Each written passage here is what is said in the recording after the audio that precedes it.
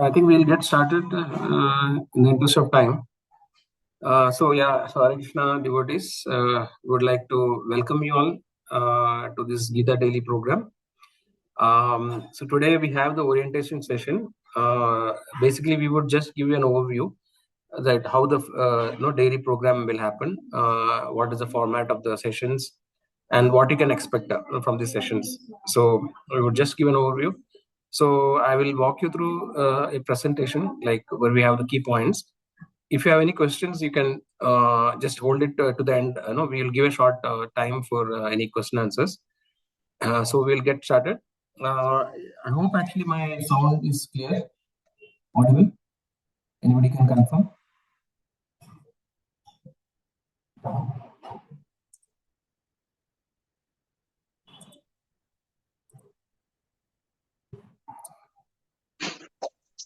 Am I audible? Please, one of you can confirm? Yes, sir. Yes, You are yes, audible. Okay. Thank you. And also, is the screen visible to you, all of you?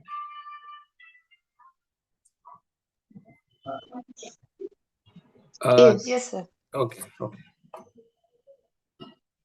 Okay, so let's get started. So once again, warm and hearty welcome to all of you who have joined the session today. So today is a very auspicious day. It's an Ekadashi day, which is considered very auspicious for starting any spiritual activities. So actually, that's why we little bit postponed the session. We were planning to start earlier, but we chose this day. So today we had two orientation sessions, one in the morning, and this is the second session. Okay. So as you might be guessing, so Gita Daily, this is the series of sessions we are planning. So it's a journey that we will start. So basically, we will be taking Bhagavad Gita shlokas, and each day we will take one shloka and give you an explanation about it, and there will be some key takeaways. So we will get into the details as we proceed further. So essentially, in a simple nutshell, we will spend 15 days every day contemplating on Bhagavad Gita shlokas. So that is the essence. So let's move on. Okay, so we actually are part of ISKCON Sheshatripuram, where actually we have ISKCON Jagannath Mandir, where we have the deities of Jagannath, Baldev, Subhadra. So with Krishna, Balram, and Subhadra Mai, and then Gaur Nitai. So we actually pray to the deities so that this session can be beneficial for all of you, and we can go in an uninterrupted way. So let's move on. So as always, to start any auspicious activities, we always start with some prayers so that we get the blessings of the Lord and also our previous acharyas. So I will recite the shloka here. You can remain muted, and if possible, you can try to repeat after me. So basically, all of you pray so that all of you get benefited by that. Omatnanatimirandasya jnananjanashalakaya chakshurunmilitam yena tasmai Shri Gurave Namah. Namo Vishnupadaya Krishna Preshtaya Bhudale Srimade Bhakti Vedanta Swami Niti Namine Namaste Saraswati Deve Gauravani Pracharini Nirvishesha Shunyavadi Paschatya Deshatarine Jai Shri Krishna Chaitanya Prabhu Nityananda Shri Advaita Gadadhara Srivasadi Gauravakta Hare Krishna, Krishna Krishna, Hare Hare, Hare Rama, Rama Rama, Hare Hare. So we'll proceed. So before we start, we would like to dedicate the series of the sessions to our founder Acharya, His Divine Grace A.C. Bhaktivedanta Swami, Srila Prabhupada. He is the founder Acharya of International Society for Krishna Consciousness. So because of his mercy and his grace, we are all able to understand Bhagavad Gita in a very easy and simple way. Actually, there are so many versions of Bhagavad Gita editions available, and the edition which is by Srila Prabhupada is known as Bhagavad Gita as it is. So it is known as Bhagavad Gita as it is because it comes through a disciplic succession, right from Krishna to Arjuna, following a series of disciplic succession. The knowledge has come to us. So the original knowledge of Bhagavad Gita, which was spoken 5,000 years ago, without any adulteration, we can still get it, and that is why this Bhagavad Gita actually has a profound impact on the people who have read it. And this is one of the most widely read Bhagavad Gita in the entire world. So we are actually fortunate to get actually this wisdom from His Divine Grace Bhaktivedanta Swami. So let's move on. So what we are embarking a journey of a spiritual journey through which we go through the 108 most important shlokas from Bhagavad Gita. So okay, we take one shloka every day and then we contemplate on that particular shloka. So as all of you know, Bhagavad Gita is considered as the most sacred scripture, right? The humanity has received. And actually, though it was spoken by Krishna to Arjuna in the battlefield of Kurukshetra 5,000 years ago, the knowledge is so profound and relevant that we can apply in everyday life. Now, even today, actually, we can apply this knowledge in our personal life, family life, and professional life, right? And also, of course, we can embark on the spiritual journey by understanding this. Moving forward, let's try to understand why should we read Bhagavad Gita, or what is Bhagavad Gita all about. So Bhagavad Gita is also known as the Gita Upanishad, right? So there are Upanishads which are actually considered as the essence of Vedic scriptures. And we have also the four Vedas, the Rig Veda, Samveda, Yajurveda, and Atharva Veda. Then we have the Itihasas, the Puranas, etc. Right? So the body of Vedic knowledge is very vast. And Bhagavad Gita is actually considered as the essence of all the Vedic scriptures. Okay, so all of you or most of you may know about Adi Shankaracharya. Actually, he is considered as the incarnation of Lord Shiva, right? And Adi Shankaracharya has written the Gita Mahatmya, where actually we have taken two relevant or the two important shlokas, which is today relevant to today's discussion. So the shloka number 6 and 7, right? So the shloka 6 says, Sarvopanishado Gavo, Dugdha Gobala Nandana, Partho Vatsa Sutir Bhokta, Dugdham Gita Amradam Bhagat. So what actually it says is that Sarvo Upanishado Gavo. So you consider all the Upanishads like a Gavo means cow, right? Considering all the Upanishads like a cow, and Dugdha Gopalanandana. So Gopalanandana is Lord Krishna. He is milking this cow of Vedic knowledge, right? And Partha Vatsa Sudhir Bhokta. So Partha is Vatsa or the calf. So Arjuna is like a calf who actually is bringing the milk which is extracted from the Vedic knowledge of the Vedic knowledge is considered like a cow, right? And Dugdham Gita Amradam Mahat. So this Gita actually is so magnanimous and so important, or no, so is the essence of all the Vedic scriptures. So basically, the milk is considered as the essence of the cow, right? Or the cream which is obtained from the milk of the cow is the essence of the cow. So similarly, the essence of all the Vedic scriptures is actually given in a condensed form in Bhagavad Gita. So basically, that means that if you understand Bhagavad Gita, you can consider that you also understood the essence of all the Vedic scriptures. So the Vedic scripture body, as I discussed, is very, very huge, and it takes lifetimes, to complete, to understand the entire Vedic scriptures. But actually, especially in this particular age, which is known as the Kali Yuga, the people are actually short-lived and they don't have time to to learn entire Vedic scripture. So hence, the Lord actually has given the essence of all the Vedic knowledge in Bhagavad Gita.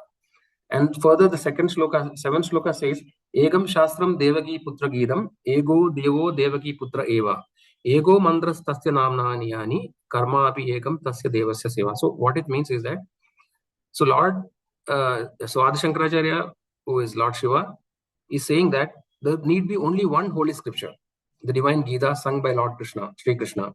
Only one worshipable Lord, Sri Krishna, only one mantra, his holy names, and only one duty, devotional service unto the supreme worshipable Lord, Sri Krishna. So basically, again, essence is that, if again, the Bhagavad Gita is considered the essence of all the Vedic knowledge. So if we are able to understand Bhagavad Gita, then we could indirectly infer that we have got essence of all the Vedic knowledge. Okay, so moving on. So Bhagavad Gita is also known as a handbook of life. Just like when we buy any equipment, right? We buy a mobile phone, or you buy a laptop, or you buy a car. So any such device or equipment we buy, we get a handbook, right? We get a manual. So the manual essentially says how to operate the particular device, right? How to operate a car, or how to operate the laptop, etc. Right? So similarly, the human life which we have obtained is sometimes considered as a machine, right? Even science also think like a machine. And sometimes the Vedic scriptures also refers the human body to a machine. In Bhagavad Gita, it is mentioned Yandra Rudani Maya. So it's a machine given by Maya, the material nature, to the human being, right? So to understand how to conduct the human life, or how we can get the best out of the human life, the Bhagavad Gita is the handbook or manual for it. So the Bhagavad Gita gives us essentially all that is required to have a very successful life. So that's why it is very crucial or important to understand Bhagavad Gita. And the environment in which Bhagavad Gita is spoken is the battlefield of Kurukshetra, right? And similarly, all of us in our day-to-day life, in one way or another, we are in a battlefield, right? So we face different challenges in our day-to-day life. So it can be sometimes personal challenges, sometimes related to family, sometimes related to the profession, etc. So just like Arjuna was facing the challenge in the Kurukshetra, right? When he was about to start the battle, he was not able to proceed because he was becoming attached to the. He was seeing that his relatives and friends are there in the battlefield, and how he can deal with them. It's like a dilemma.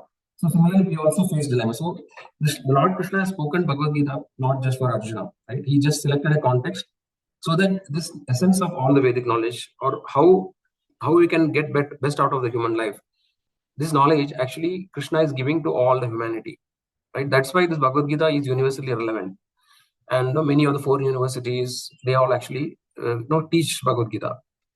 So we have to understand that it is not that Bhagavad Gita is only meant for Arjuna, or it's only meant for some certain kind of people. It is actually meant, it is applicable for all humanity, irrespective of religion, caste, etc. So because actually it can solve all the problems in our life, or it will give us information to face our life in a successful way. So that's why Bhagavad Gita is very relevant, right? So sometimes we have this question, right? Why bad things happen to good people, right? Or no, why bad people are flourishing, or these kind of questions we have, or why it happened to me, these kind of questions. So all these questions and other doubts which we have, right, we will get answers in Bhagavad Gita, and also it will give us information how to face different challenges in our day-to-day life. Okay, so Bhagavad Gita has total 18 chapters. There are 700 verses.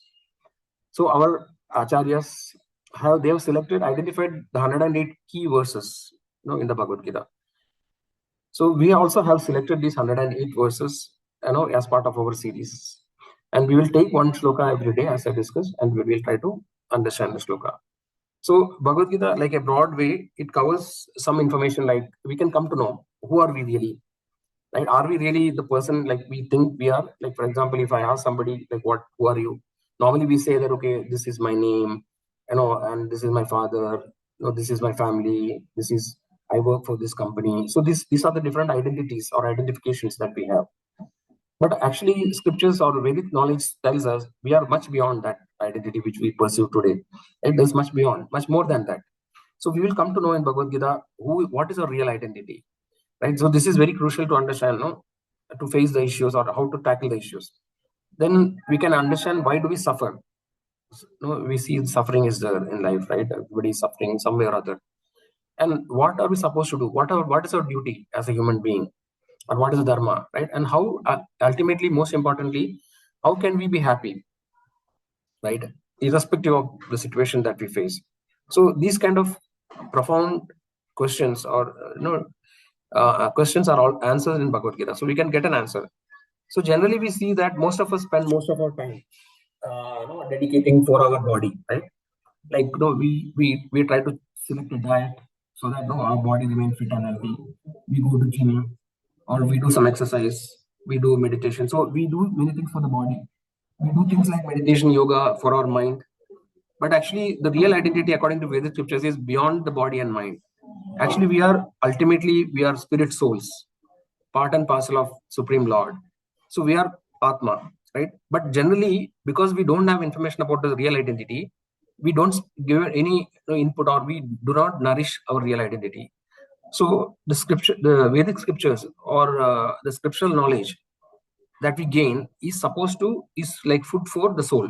It can nourish our soul, which is our real person. So that's why it is very important, right? So every day we can at least spend 15 minutes, because we have 24 hours in a day, and we spend most of the time 24 hours for our body and mind, right? And we don't spend any time for actually the real being we are, which is the soul.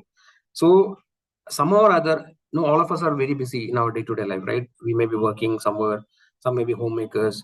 So we are always busy in our life, but it's like a mad rush. We keep on running without knowing where are we going.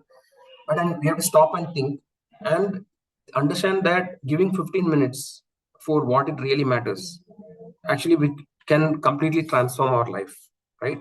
So that's why it's a humble request that whoever has joined and whoever has not joined also, we can pass on the message that if they can spend 15 minutes every day for this session, that it can really transform the lives, because many people have benefited by understanding Bhagavad Gita and transform their life. So all of you also can take the benefit. Okay, so I'm thinking we are a little bit running out of time, but I try to wind up quickly. So what is the format of the session? Basically, we read the shloka. So the shloka will be recited twice, and all of you can also recite the shloka so that you can try to remember and memorize it, because some of the shlokas could help us if you remember them in a crisis. When it comes, the shloka comes to our mind, probably it gives us answers. So that's why, if possible, we can recite and learn the shlokas.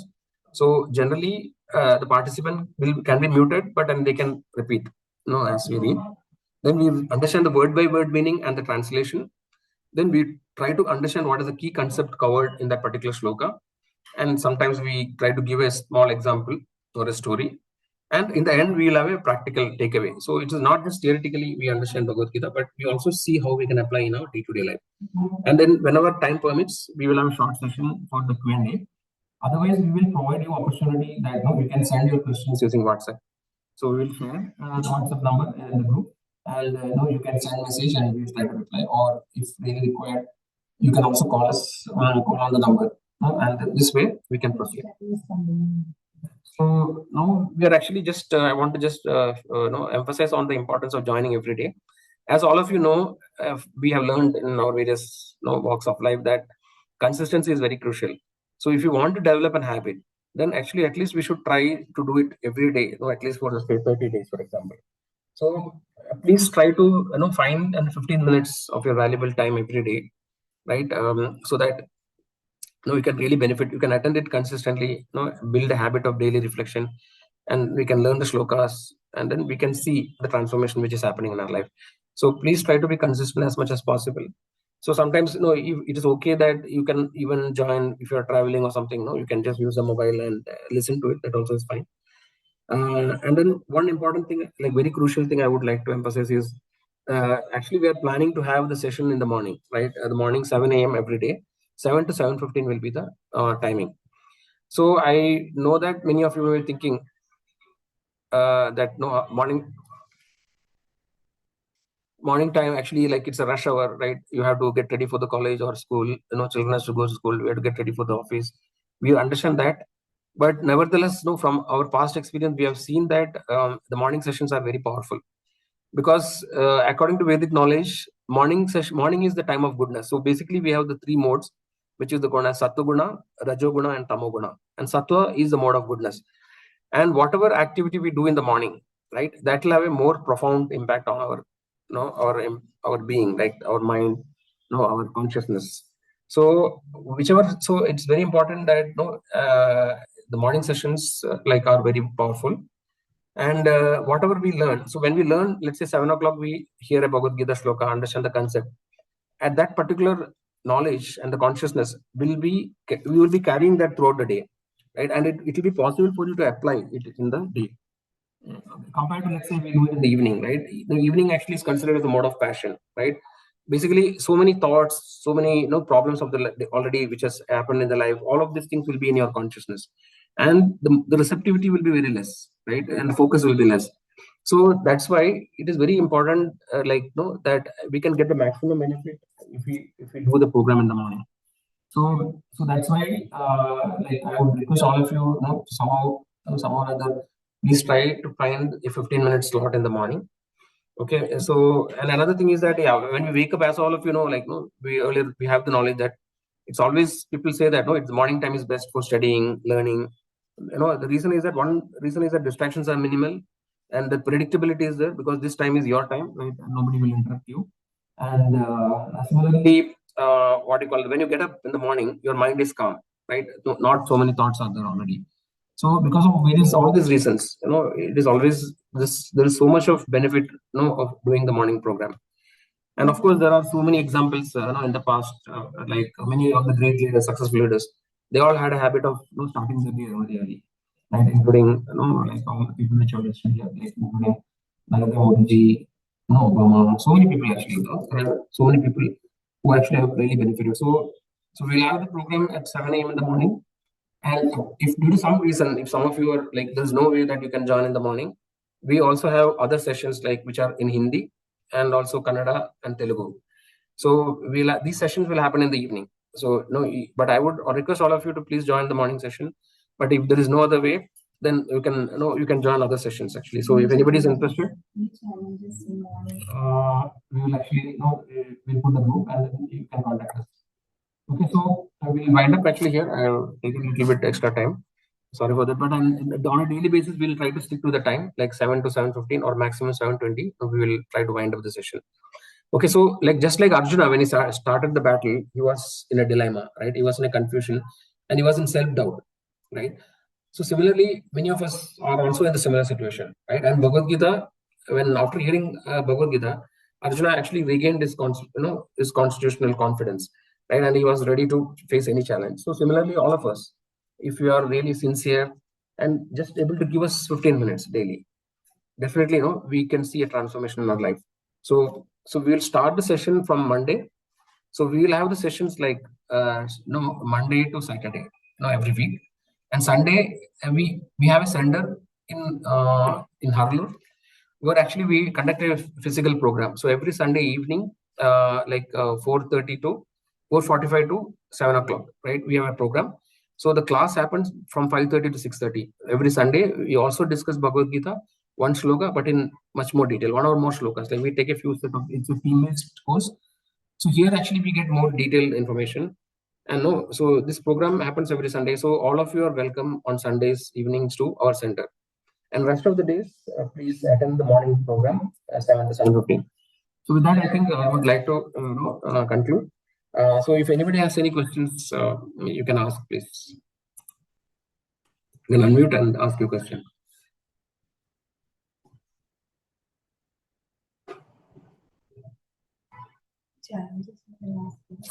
If anybody want to share anything, like, do you all think that you can join morning 7 o'clock?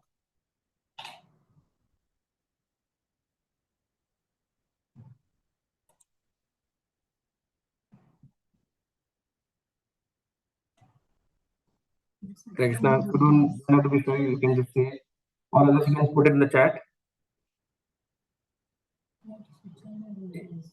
Yeah, we'll share. Somebody asked Kannada timings. We'll share. I think Kannada. Yeah, we'll share the link. It will be like some 8 o'clock in the evening. Yeah. So we will try to record the sessions, and we will try to put it in the channel. We'll share the information. So if somebody misses one particular session, they could listen to it later. So anybody, please, you can, if you're hesitant to talk, you can put it in the chat if you have any questions. I'm hoping that like all of you can join, right? If anybody cannot join, they can please let us know. This morning, India.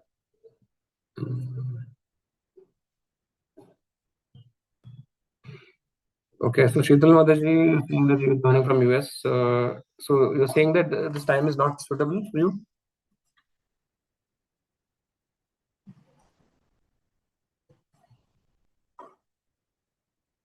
Okay, fine. Yeah. So see what works actually.